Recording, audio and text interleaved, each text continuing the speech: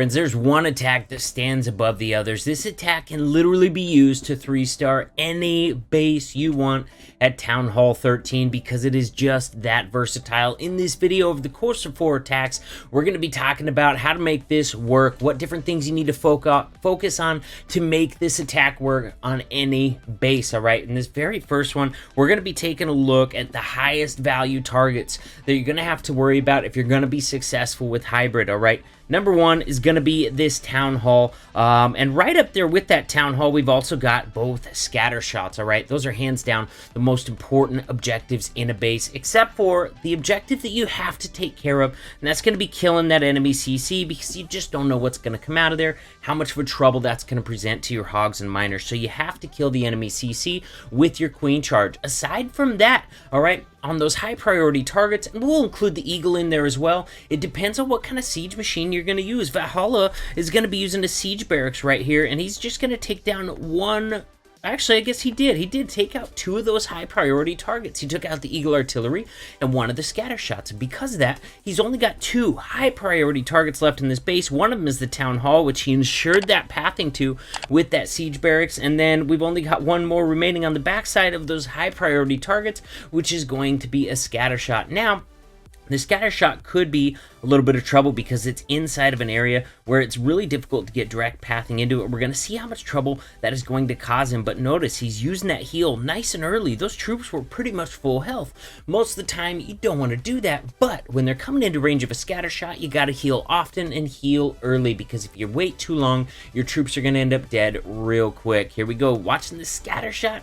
He's only got 1 scatter shot left to deal with, but since he doesn't have direct pathing to it, it manages to take out a large group of his troops. Finally, they managed to go in there and get it taken out. All right, just 1 scatter shot on the backside, but it gave him some serious issues, even though he had a freeze, even though he had a heal left for it. It took out a lot of troops because that pathing was not there to it. That being said, this Royal Champion's going to be able to solo the rest of this attack with the help of a few healers. And guys, this base is annihilated. So with the siege barracks, he still took out 2 of those high priority targets, and that's why he was able to crush this base. He got the eagle artillery, he got the enemy CC, which is a must kill, and he got a scatter shot on the queen charge. All right, guys, on this next attack by Brad, he's also going to be using that siege barracks. And the point I want to drive home to you is when you're using a siege barracks, you have more back-end troops. It gives you those 9 hog riders that come out and kind of reinforce your main group, so you get a better push through the base. You also get that free P.E.K.K.A. and wizards to help you make a free funnel on that side of the base. So because that siege barrack is the stronger variation, it's a little bit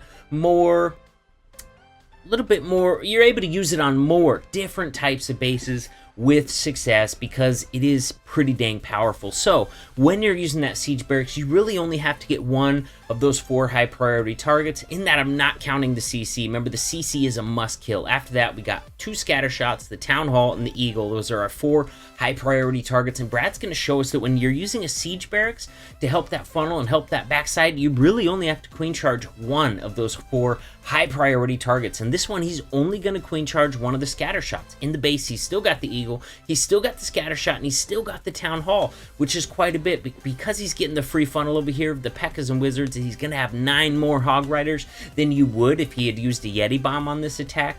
That hybrid portion of the attack is going to be able to take out quite a bit more. Another thing I wanted you to take a look at is not only is your queen charge taking out those high value targets, but normally you're going to charge into a chunk of the base, taking it out and making for better pathing for your hogs and miners. He's got pretty darn good pathing here at the beginning, not too shabby, but towards the end, it will be spreading out a little bit, and honestly, that's kind of what you can expect out of most of these attacks. Now, watch how he's going to prioritize this scatter shot. He got that heal down on the group that was being fired at by the scatter shot, and as they're working their way out of that heal, he also gets a freeze spell down on the scatter shot, followed by another heal meant to cover the troops that are going to be targeted by the scatter shot. And guys, when you have backside scatter shots, that's what you have to prioritize, all right? That thing does so much damage, so much splash damage, that you got to be on top of those heals, on top of those free spells if you want to make it through the scatter shots. One thing to watch out for on most of the new meta bases we're seeing, these single target infernos that are used are going to have ground skellies by all of them. That is specifically to defend the hybrid attack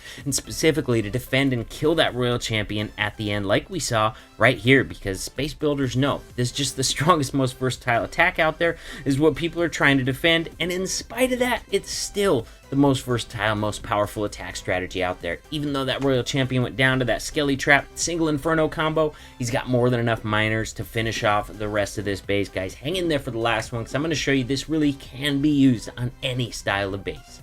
Although not quite as versatile as the Siege Barracks variation there, not quite as strong of a push, the Yeti Bomb remains a viable attack strategy. You just have to be careful. A lot of newer meta bases are trying to set traps for it and defend it. Luckily, this base is not trapping it, because he's going to be able to get a blimp straight in there into a scatter shot compartment where it's going to be able to pull the enemy CC, which is a must kill on these attacks. It's going to be able to kill a scatter shot, an Inferno, and almost kill the enemy Royal Champion as well. But guys, when you're using a Yeti Bomb, your objectives that you have to get changes. I talked about you only have to get one of those high priority targets if you're using a Siege Barracks. If you're going to be using the Yeti Bomb, you're going to want to get at least 2 or more of those high priority targets. He already got one of them when he got this scatter shot right here. He's killing the CC, which is a must kill on any of these attack strategies with that Queen Charge.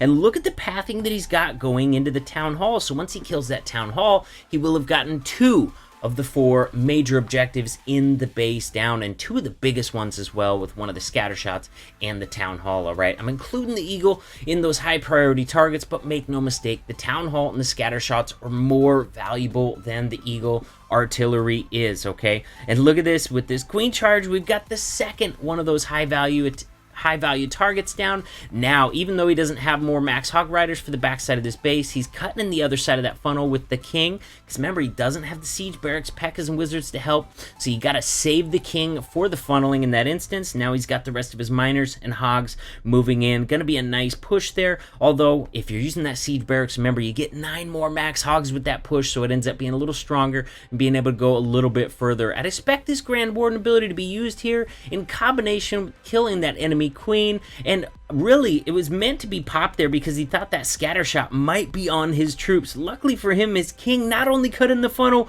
but his King was tanking that scatter shot the whole time. All right, when you can plan your other side of the funnel in an area where he's also going to be tanking that scatter shot, that just nullified that scatter shot entirely. He didn't have to waste any free spells on the scatter shot. He didn't have to worry about healing specifically for it, and that frees up his heal spells and his freezes to be used in other areas of the base, guys. And that's why this base got super crushed by GE. He's going to be swagging a Queen ability. He's going to be swagging a Royal Champion ability. He's also going to be swagging a free spell because he prioritized those high priority targets and he nullified them. 2 of them with the Queen Charge, 1 of them with the Tanking King on the back side, leaving really only the Eagle artillery left for his miners and hogs to deal with.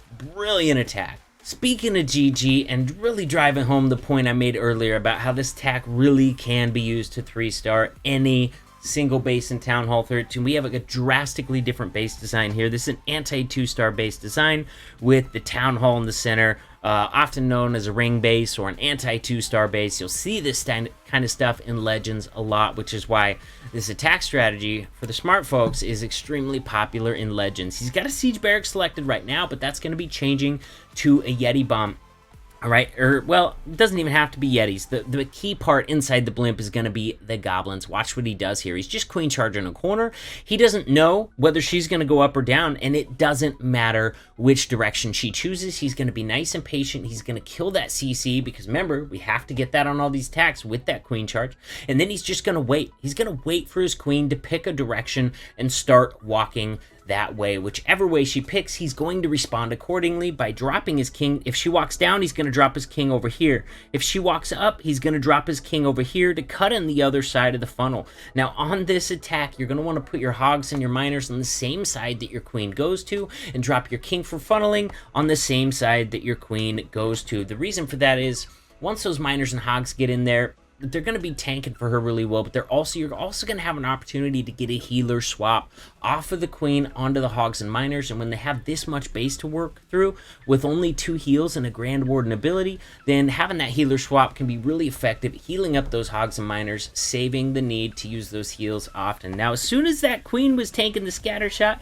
he got his miners and hogs in. Notice he funneled the other side with the King. Now watch this. He gets that blimp in there right with those hogs and miners, times that Grand Warden ability to catch all of his hogs and miners and the blimp in it, so it doesn't matter how many Seeking Air Mines it hits, it's gonna make it into the Town Hall. He doesn't have to waste a rage on it because he brought Sneaky Goblins in there with the Yetis, and they're able to take that Town Hall down without using a rage. Now we got Hogs and Miners continuing to work around the base. Now unfortunately they split up to two different sides. Some are over here tanking for the Queen, some are over here. Look at this, we got that healer swap we're talking about, combining that with an actual heal spell, and those Hogs and Miners on this side are doing extremely well, very high on health. He's using those backside freezes, prioritizing that scatter shot, keeping it frozen because he knows it's the most dangerous thing left in this base. Of course, he's not just freezing that, he's freezing other defenses as well, catching the single target Inferno in it because he knows that doesn't really pose a threat to the Hogs or Miners, but it poses a huge threat to the Royal Champion, since the Royal Champion's working on that side as well. Freezing that scatter shot and that single target Inferno together were perfect to keep both the Hogs and Miners safe and the Royal Champion safe. And guys, this is how you use this attack to take out any ring base. Once again, swagging the Queen ability, swagging the Royal Champion. That's how much of a monster the hybrid attack strategy is, guys. In the middle of your screen right now, there's a button. If you haven't subscribed yet, click that button and subscribe right now. Over there next to it, there's going to be a link to one of my other videos. Click on that, and we'll keep hanging out.